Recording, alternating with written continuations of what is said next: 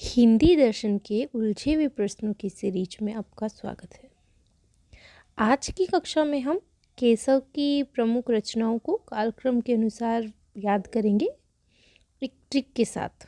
तो केशव की जो रचनाएं हैं, रसिक प्रिया, कवि प्रिया, रामचंद्रिका, रतन भावनी, वीर सिंह देवचरित, विज्ञान गीता और जहांगीर जस चंद्रिका, इनको एक ट्रिक से हम याद करेंगे। ट्रिक क्या है? रसिक कवि राम रतन विवि जहान, रसिक कवि राम रतन विवि जहान।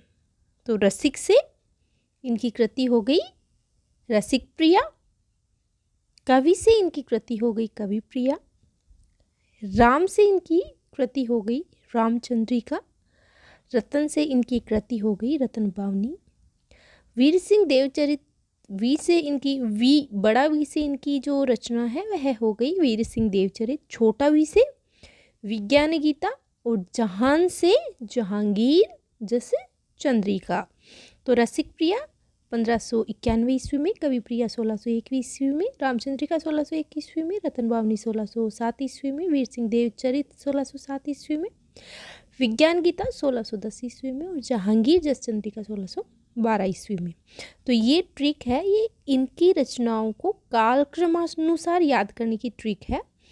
तो इनकी जो कवि प्रिया और रसिक प्रिया जो रचनाएं हैं, ये रीति ग्रंथ हैं, वो रामचंद्रिका, रतन भावनी, वीर सिंह देवचरित, विज्ञान गीता और जहांगीर जस चंद्रिका, ये सभी इनके प्रबंध काव्य हैं। याद रखना है, रसिक कवि राम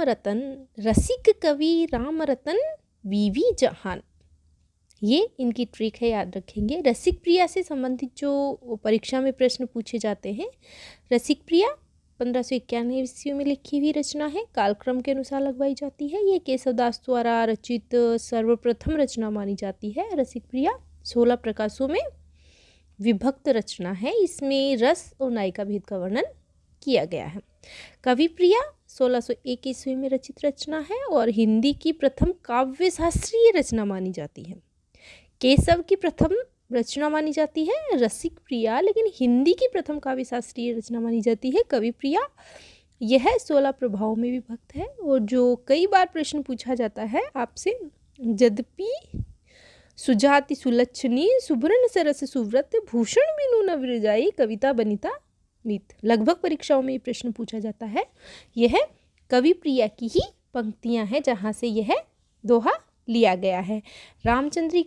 रामचंद्रिका इनकी सबसे महत्वपूर्ण रचना है, एक प्रबंधात्मक श्रेणी का महाकाव्यात्मक रचना ही है, मानी जाती है और यह 39 प्रकाशों में विभक्त रचना है। रामचंद्रिका से संबंधित एक और महत्वपूर्ण प्रश्न जो परीक्षा में पूछा जाता है, छंदों का अजायब घर इसको कहा जाता है, छंदों का अजायब घर रामचंद्रिका को। और कहने वाले कौन है? रामस्वरूप चतुर्वेदी ने इस रचना को छंदों का अजायब घर कहा है। इसमें राम कथा का प्रबंधात्मक रूप से वर्णन किया गया है। जहांगीर जस चंद्रिका भी प्रबंधात्मक श्रेणी की रचना है, इसमें आश्रयदाताओं के प्रशस्ति विषय ग्रंथ इसको माना गया है।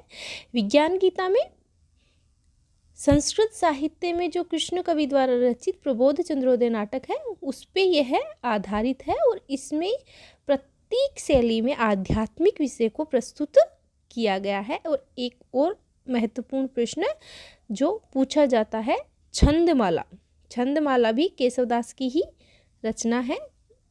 छंदमाला यह भी 2 भागों में विभक्त रचना है। इसमें प्रथम भाग में 77 वर्णिक छंदों का और द्वितीय भाग में 26 मात्रिक छंदों का विवेचन किया गया है। तो आप ये सभी चीज़ें हैं याद रखेंगे।